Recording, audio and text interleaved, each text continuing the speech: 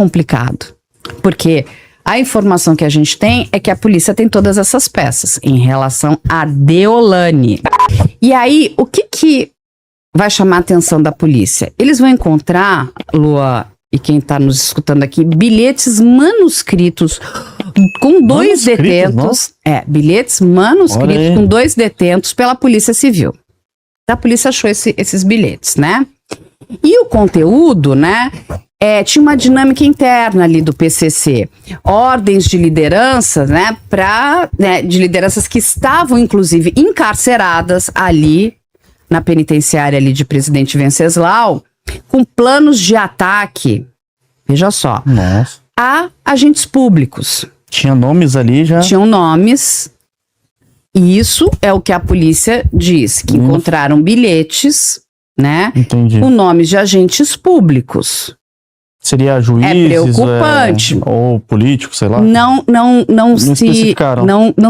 Essa informação ainda está em sigilo, né? Entendi. Porque nem tudo da investigação é repassado. Exatamente. Até para que você, enfim, não atrapalhe as investigações. Veja que é uma investigação de 7 anos.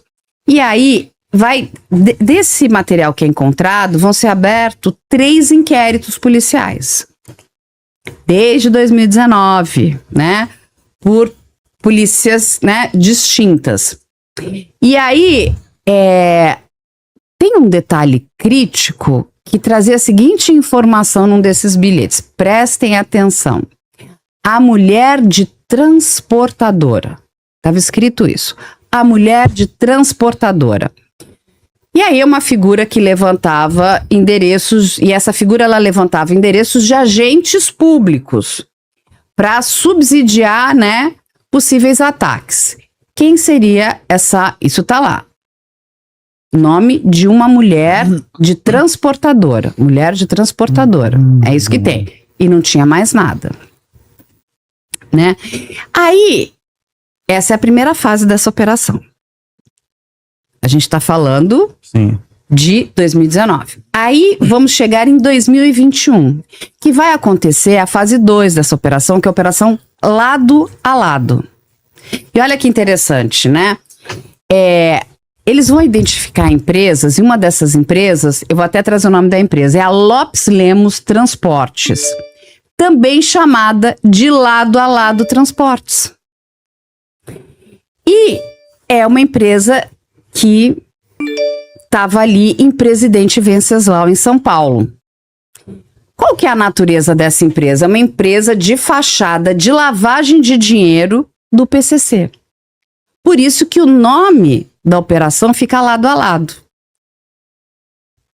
E o que acontece? Olha que interessante. Olha o que a polícia vai achar. Eu tenho aqui a quantidade de dinheiro.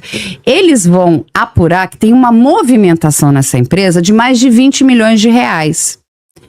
Com uma completa incompatibilidade com o que era declarado para o fisco, para a Receita Federal. Ou seja, ela movimentava mais de 20 milhões de reais e declarava um valor muito inferior.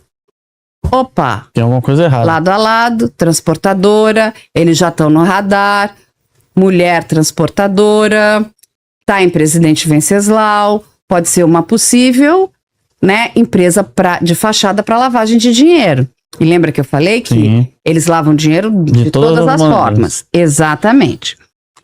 E aí vai ser descoberto um celular, que o nome dessa pessoa se chama Ciro César, dentro desse celular, com a cúpula do PCC. Então o Ciro, ele se comunicava com o PCC.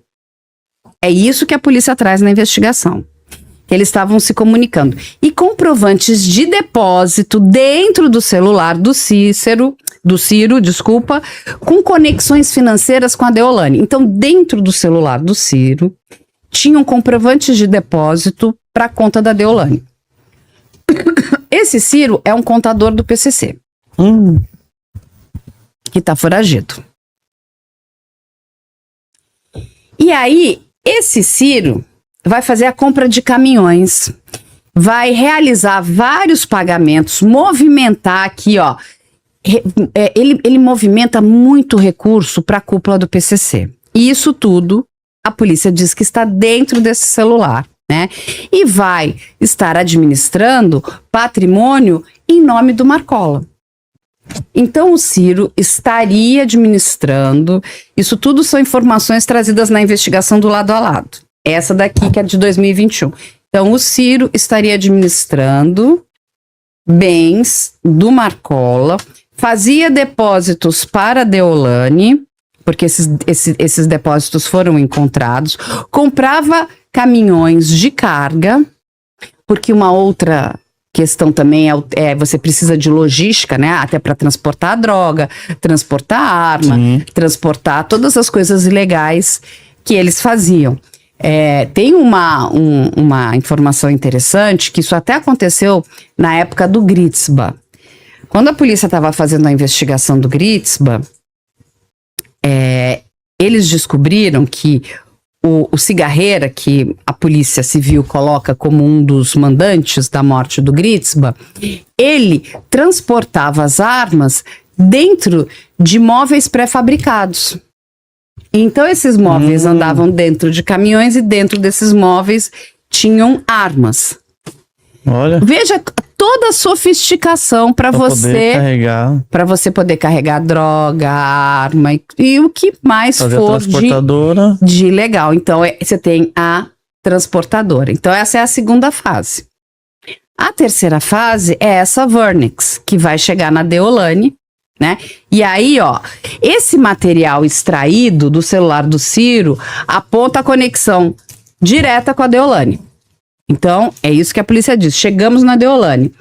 E o esquema, ele vai ficar ampliado, né, com ramificações que aí são empresariais, né? Então, patrimoniais e financeiras. E o alvo, né, disso tudo, que é uma rede financeira do Marcola e da família do Marcola. Por isso que eu digo, para mim, essa operação, a gente está falando muito da Deolane, mas o foco não é a Deolane, é o Marcola. É o Marcola. O Marcola, ele ainda é um dos cabeças lá do PCC, né, cara? Sim, mas o PCC hoje é uma coisa gigantesca, né? Não tem só um dono, né? São várias cabeças ali. Exatamente.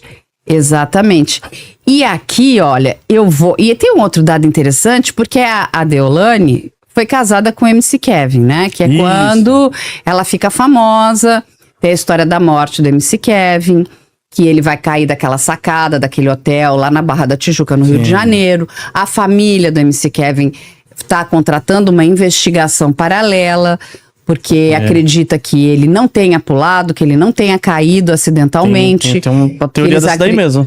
Que acreditam que tenha tido um homicídio. Enfim, se você não trouxer uma prova razoável, não tem nem como reabrir esse inquérito. A família tem todo o direito de acreditar que aquilo não seja, enfim, real, mas se você não tiver de fato essa prova, você não consegue fazer muita coisa. Então, mas é interessante para que as pessoas entendam como é que ela nasce, né? Sim. Ela nasce daquilo. Porque ela foi casada com o MC Kevin. Sim. E aí ela explode. Ela não era nem conhecida, né? Ela ficou conhecida por causa disso daí. Não era nem conhecida. E aí a gente tem aqui uma questão interessante dela, que é o patrimônio, né? Declarado e investigado. Então o patrimônio dela hoje gira em torno de 50, olha só, entre 50 e 100 milhões de reais. A fortuna, né, ela foi apontada em 2024. Só que, com a Operação Integration, eles chegaram a apreender, bloquear, na verdade, 2,1 bilhões de reais. Dela? Não é possível, olha. E aí a gente vai ter 12 imóveis de luxo, né, com investimento de 65 milhões, segundo a apuração da Polícia Civil de Pernambuco. Nós temos o principal imóvel dela, que é essa mansão aqui em Alphaville, em Barueri, né, que é avaliada em 8,7 milhões de reais. E é toda cheia de quartos temáticos, né? Ela pega umas coisas, sei lá, tem o quarto do Harry Potter, tem umas coisas, particularmente eu acho aquilo cafonérrimo, né? Mas tem lá. Tem um imóvel no exterior, ela tem uma mansão temática em Orlando, na Flórida, tá aqui, no valor de 5 milhões. Só em locação de dólares, exato. Não, de reais, desculpa. A frota de veículos dela, ela tem um Porsche 911, eu não entendo muito de carro, talvez o Luan entenda mais do que eu. Um Porsche Carrera, cabriolé. Ela tem uma Lamborghini, Urus, que custa uma fortuna. Ela tem uma Land Rover Discovery, tem uma Ram 2500, tem um Toyota SW4, tem uma McLaren, entre outros carros. Ou seja, ela tem uma coleção de carros. E fora que ela ainda tem 6 empresas registradas, né? Incluindo a 01Bet, que é uma bet, que é uma plataforma digital, uma casa de apostas online, que ela aqui tem um capital social de 30 milhões de reais. E o faturamento estimado é de 1 milhão a 2 milhões. Aí o que ela traz, né? Que o cachê dela de publi no Instagram é de 50 mil por combo por 3 stories. Então isso foi publicado em 2022. Aí ela tem um cachê por evento presencial. Gente, ela cobra cachê. Ali. De 150 mil reais por 2 horas. Também foi publicado em 2022. Aí ela tem celulares de luxo, ela tem o Verto, que está avaliado em 2,7 milhões. Eu nem sabia que existia um celular que custava 2,7 milhões de reais. Um celular de 2,7 milhões? Chama Verto, vale a pena, né? Verto Signature, procura aí. Eu vou procurar. Cadê o Matheus para mostrar para as pessoas? Né? Eu tô trazendo as informações aqui da investigação. E o bloqueio na Vernix da Deolane está em torno desses 27 milhões. Esse dinheiro está bloqueado com todos esses bens, não é? E, gente, é muito interessante, né? Quando a gente começa a olhar isso caçar, tudo, né? Então, assim... Isso daí já há 7 anos que está acontecendo essa investigação? Isso, ela sofreu um mandado de busca e apreensão em 2022, várias coisas foram apreendidas, depois foram devolvidas, foi apreendido computadores, relógios, Porsche, um monte de coisa, né? A Deolane, no seu posicionamento, a gente tem que trazer aqui, ela negou absolutamente tudo, disse que nada era irregular, que tudo tinha uma comprovação lícita e direta, né? Enfim, isso é passado por ela e pela defesa dela. E aí, em 2024, teve um baile funk no Complexo da Maré, no Rio de Janeiro. E a gente teve ali também uma polêmica interessante, porque ela aparece em fotos, né, e em vídeo, usando um cordão aqui, ó, olha aí, associado ao chefão do tráfico local. Tá? Tem esse vídeo que é de 2024, que ela vai estar num baile funk usando esse cordão ali. De um chefe do crime. Exatamente. E o pessoal utiliza esses cordões aí pra mostrar poder, pra mostrar que é amiga de um criminoso tão poderoso. O próprio MC Rian tinha um colar, né, com o... Gente, esqueci o nome dele agora, do colombiano. De um chefão colombiano? Não. Gente, esqueci, agora me deu um branco no nome dele. O poderoso chefão do narcotráfico colombiano, Pablo Escobar, ele tinha um colarzão enorme, assim, com Pablo Escobar. Então ele ostentava isso, né? Ele gostava de mostrar que ele era fã do Pablo Escobar. Do Pablo Escobar, né? Mas a Deolane não é aquela que falou que ela gosta de trabalhar pra bandido mesmo? Enfim, falou, né? Falar não é crime, né? Você tem que praticar o crime, né? Você pode falar, por exemplo, a pessoa fala, eu vou te matar. Você matou? Não matou, entendeu? Então, a gente fala coisas, depois não, mas é só uma figura de linguagem. Dependendo de como é que você contextualiza aquilo tudo, não é? E ela sempre disse que foi bem recebida no baile, que isso tudo foi tirado de contexto. E aí a gente vai, né, ter uma investigação de 2024, que é essa Integration, que é lá de Pernambuco, que aconteceu em setembro de 2024, né? Que aí envolve a Polícia Civil de Pernambuco, no qual ela ficou 15 dias presa, a mãe dela ficou presa, lembra que tinha um monte de gente lá. Tinha até os fãs dela na frente da cadeia, né? Diz que receberam sanduíche. Receberam o pão com mortadela pra ficar lá? Pra ficar lá. Aqui em São Paulo tá frio, né, gente? Como é que vai ser o kit? O kit vai ser pra agora, lembrancinha, né? Você vai lá, você recebe uma lembrancinha, o Kinder Ovo da Deolane, pra poder, enfim, vamos ver como é que vai ser isso, né? Pra onde é que ela vai estar sendo levada e tudo mais. E naquela operação, como a gente falou, a gente teve um bloqueio total de 2,1 bilhões em ativos financeiros, né?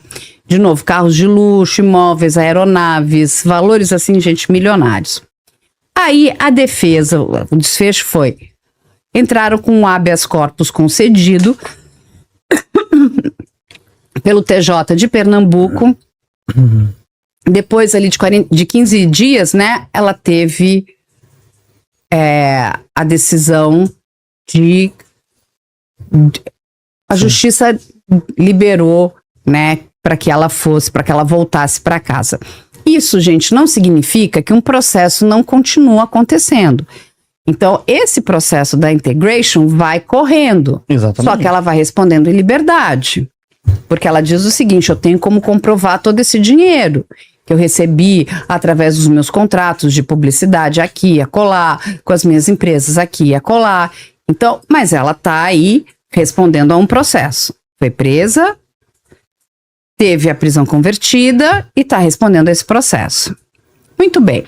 E aí a gente vai chegar nessa operação agora, nessa atual. Essa daqui. Que é a Vernix. Vernix. Que ela tá uma prisão preventiva. A diferença da preventiva para a temporária é que ela não tem tempo determinado. A temporária ela tem tempo. Tanto tempo. A preventiva não tem tempo. Conforme for andando as investigações. A investigação entende que você pode atrapalhar, coagir, né, fugir. Então você fica uma pessoa poderosa, né, que tem dinheiro. Presa preventivamente. A defesa dela vai usar como argumento que ela estava inclusive fora, voltou e que ela não pretende fugir. Se isso vai ser aceito ou não, cabe aí a gente aguardar para ver como é que a justiça vai responder. Ela tem bons advogados, diga-se de passagem, da mesma forma que o próprio Marcola, que está preso hoje lá na Penitenciária Federal de Brasília, também tem. O doutor Bruno Ferrulo é o advogado dele. Então, ambas essas pessoas têm bons advogados. A própria Deolane também é uma advogada, ela estudou direito criminal. Então, ela sabia tudo o que ia acontecer com ela. Isso não é uma surpresa. Ela já sabia, já. Então, quando ela volta, eu entendo que também ela deu passos pensados. Deve ter lá discutido, né, com a sua dela estrutura exatamente legal. E falou, olha, vamos voltar. Que faz mais sentido. E eu vou me defender. E agora, aqui em 2026, tudo acontece pelo conteúdo desse celular desse Ciro César Lemos. Né? Então, esses mandados de prisão, de busca e apreensão, pelo que foi encontrado no celular deste homem, que é apontado pela polícia como um contador do PCC. Ele fazia depósitos na conta da Deolane, que vem lá daquela operação lado a lado. Veja como as coisas são complicadas, não é aqui. E aí tem uma questão que é interessante a gente abrir um parênteses aqui e explicar para as pessoas. Essas investigações muito longas, e eu entendo que as investigações, elas não precisam ser rápidas, mas elas também têm que ter um tempo razoável. Você não pode ficar investigando a pessoa o tempo todo. Exatamente. E aí é o seguinte, você investiga sem ter tempo, isso também mostra uma ineficiência. Parece que você está fazendo tipo ali uma pescaria. E isso, aos olhos, né, do direito, não é visto em bons termos. Então, assim, faça uma investigação num tempo razoável. E não, sei lá, 7, 8, 10, 15 anos, sem você explicar por que você está investigando essa pessoa. Dito isso, porque o que vale para um tem que valer para todo mundo. Então, por exemplo, digamos que você caia num problema, a polícia fica te investigando você, Lu, aí 7, 8 anos. Não faz sentido, né? Entende? Então, assim, tem um tempo razoável. E tem uma questão que é muito importante, que esta prova, que as pessoas vão ouvir muito sobre cadeia de custódia de prova, porque se essa cadeia de custódia não for muito bem feita, você perde tudo que você fez. Sim. Então, como é que você pegou essa prova? Como é que essa prova foi extraída? Como é que eu garanto que essa prova é legítima? Exatamente, né? Que é o mais importante. importante. Isso não foi criado, que isso não foi inventado, entendeu? Porque assim, é como se a gente olhasse, né, para um alimento, sei lá, um chocolate. Chocolate tem que ter cara de chocolate. Sim. Como é que ele não pode ser um chocolate com cara de goiaba? Entende? Então, assim, como que isso aqui chegou aqui? Você tem que me explicar essa cadeia de custódia, principalmente porque nós estamos falando de quanto tempo? Bastante tempo. Um bilhete de 2019 passa por 2022 para chegar em 2026. Olha só, é um tempo grande. Estamos falando de 7 anos. Ah, mas as pessoas falam, mas tem cheiro, tem isso. Eu concordo. Tem cheiro, tem cara, tem um monte de questões quando a gente olha, mas a gente tem que ter certeza. Será que é? Será que tudo foi feito da forma correta? Porque se não foi feito, a gente perde tudo. E quando a gente fala que a gente perde tudo é como se nós estivéssemos jogando dinheiro público fora. Né? Porque uma investigação, ela custa muito dinheiro. Né? Então, a gente tem que ter certeza de que essa, por exemplo, é que nem eu chegar numa cena de local de crime, eu não posso colocar minha mão. Não. Eu tenho que estar com uma luva. Eu não posso contaminar uma prova. Quando a gente está falando de prova digital, eu tenho que garantir a cadeia de custódia. Se eu contaminei essa prova, eu perco tudo. E aí, mesmo que o fato tenha ocorrido, eu perdi tudo. Entendeu o tamanho do problema? Muito bem. E aí, vão aparecer alguns nomes que eu vou trazer aqui para vocês, que, assim, que é a articulação do Ciro. Eu falei chocolate, o Lô tá comendo chocolate, gente. Doce de leite. É doce de leite? E, porque a gente já é amigo, a gente já, né, estamos aqui num bate-papo. E a liderança da facção. E aí, o que acontece? Vai aparecer algumas orientações aqui, operacionais, que vêm de um vulgo chamado player. Esse player é o Everton de Souza. E ele aparece em mensagens orientando a distribuição de dinheiro da transportadora, ok? E indicando as contas de destino. Então, o player dizia da onde que vai sair o dinheiro da transportadora e vai para que contas. O Ciro fazia o depósito, mas quem instruía era o player, que é o Everton de Souza. Ele tá foragido, tá? O Ciro que tá foragido junto com a sua esposa, a polícia não sabe, né, até onde eles estão, tá? E isso é muito importante, porque o celular desse homem, que é uma peça-chave para essa operação, pode ter muita informação.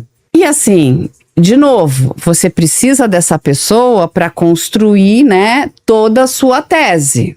Ó, esse aqui é o celular do fulano, que a gente encontrou isso.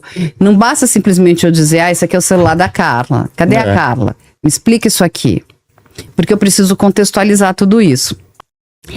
E esses depósitos, para que as pessoas entendam, eles vêm acontecendo desde 2018 até 2021. Então veja só, não é que são depósitos de agora, são depósitos de 2018 a 2021. Isso é um monte de depósitos fracionados, são mais de 50 transferências que foram encontradas nesse celular.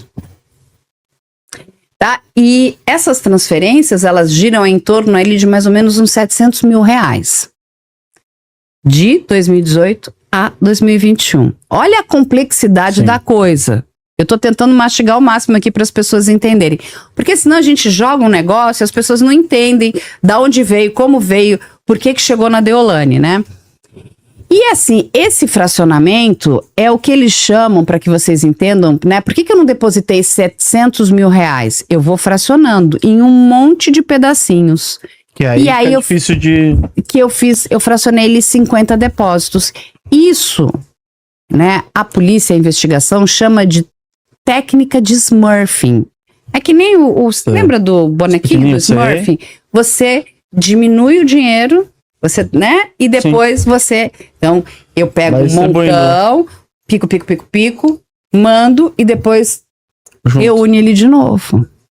Exatamente para não chamar a atenção, né, dos órgãos de controle.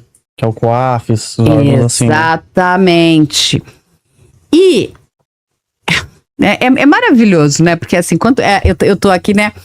Só que o homem que era dono dessa empresa, tá? Essa empresa, essa transportadora que fez esses depósitos na conta da Deolane, esse homem reside na Bahia. Está sentado? Sabe qual é o salário dele mensal? 5 mil reais? 7 mil reais? Um salário mínimo. Um salário mínimo? Uhum. Ele é o laranja. A pessoa que recebe um salário mínimo fez depósitos de 700 mil reais na conta da Deolane. E o cara recebe um salário mínimo. Que vai dar um total de quase 716 mil reais. O cara recebe um salário mínimo, tá na Bahia. É um laranja. É o famoso laranja. Não dá nem saber o que tá acontecendo. Possivelmente não. Então, o que que acontece? Quando a polícia consegue ver tudo isso, como é que esse homem aqui... Então, assim, como é que a Deolane explica o recebimento desse dinheiro? Mas você... Porque assim, não, tudo bem. Naquela integration, ela dizia que ela recebeu aqueles valores relacionados aos contratos de publicidade que ela fazia. Ela vai trazer contrato de publicidade aqui agora? Entende o que eu tô querendo te dizer? Contratos... Não, eu atuei como advogada para um homem que ganhou um salário mínimo? A conta não fecha, né, cara? De jeito nenhum, né? Você pode fazer todos os melhores cenários ali em prol dela. A coisa tá feia pro lado da Deolane. Tá nesse sentido, porque assim, eu não sei como é que ela vai explicar... Da onde veio esse dinheiro? Esse dinheiro. Como é que você recebe esse dinheiro da conta dessa pessoa? Que serviço você prestou? Porque, digamos, eu venho aqui, eu presto um serviço para você, nós temos um contrato, você me pagou, eu tenho como comprovar. Eu recebi do Luan, tá aqui o nosso contrato, eu entreguei esse serviço. Mas o que você entregou para ele? Sim. Você fez publicidade para essa transportadora? Você ofereceu serviços advocatícios? Entende? Tá complicado para ela. Você acha que ela pode ficar presa bastante tempo, Carmen? Ou não? Então, eu vou trazer aqui uma informação para vocês. Quando a gente está falando, né, de lavagem de capitais, dessa lei, né, de organização criminosa, lavagem de capitais, o que interessa, de fato, é quem está na cabeça e quem está na operação. Quem está na ponta... É igual o laranja lá... Então, por exemplo, no caso da integration...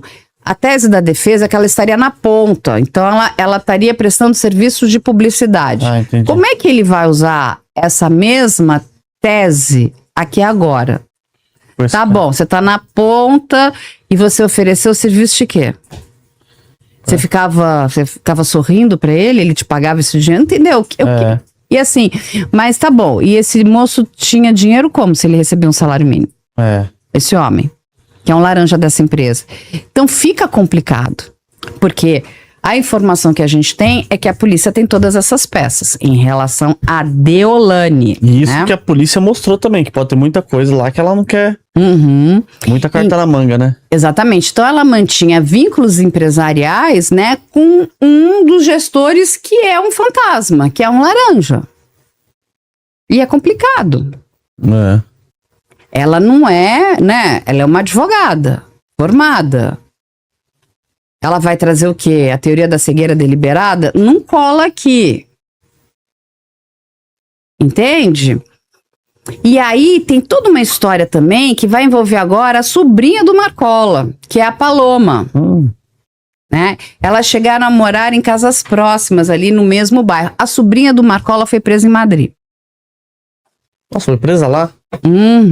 Através do Interpol? Aí também, olha só, olha mais quem tá aqui. A cunhada do Marcola, Francisca Alves da Silva, que é a cunhada do Marcola, também presa em abril de 2024, que teve naquela outra operação, né? Já apontavam transferências financeiras entre ela e a Deolane. Então, assim, aí a Deolane repassava o dinheiro pra sobrinha, aí passava dinheiro pra cunhada, aí vai passar dinheiro pra não sei o quê. Você entende que é um passando dinheiro pro outro? Então, é como se a Deolane estivesse no centro de repasse de dinheiro para a família do Marcola. Entendi. Fazendo já serviço já pra família. E tipo assim, pra eles a Deolane, ela tinha da onde provar que ela pode mandar o dinheiro, né? Por ser uma figura pública, uma empresária. Exatamente. O Marcola hoje está com 57 anos. Ele está preso na Penitenciária Federal de Brasília, né? E aí, o que acontece? A polícia diz que ele é o mentor intelectual de toda essa operação. Então ele seria o cabeça. Por isso ele recebe também um mandado de prisão, apesar de já estar preso. Porque ele também estava em vias de sair, né? Pelo tempo que ele teria direito a entrar no regime de progressão de pena. Daqui uns 3 anos, mais ou menos? Não, eu acho que ele tava para entrar já em progressão de pena, porque assim, sempre que ele tá na via de sair, acontece alguma coisa. Ou uma falta grave, ou acontece algum crime que ele comete dentro do sistema prisional. Não que vai acontecer lá dentro, cometido, né, pensado no sistema prisional e cometido aqui do lado de fora. E aí seguram o Marcola. Eles falam Tem toda essa estrutura. Por isso que eu digo que, pra mim, essa operação não tá mirando na Deolane. Tá mirando nele. Pra ele ficar mais preso mais tempo. Exatamente. E a Deolane tá envolvida porque ela tava envolvida. Ele é uma figura muito importante ainda no PCC, né? Então, assim... E aí, deixando claro para as pessoas, essa é uma organização que cresceu muito, que tem muitas outras cabeças importantes e grandes aqui em cima. Eles estão em várias esferas... Mas ele ainda tem aquela, sabe a figura do mito? Sei. Né? Aquela ele coisa... é o Pablo Escobar do PCC, né? E aí sim, sabe? O Mickey Mouse da Disney. Do Don Corleone, sabe? Do poderoso chefão.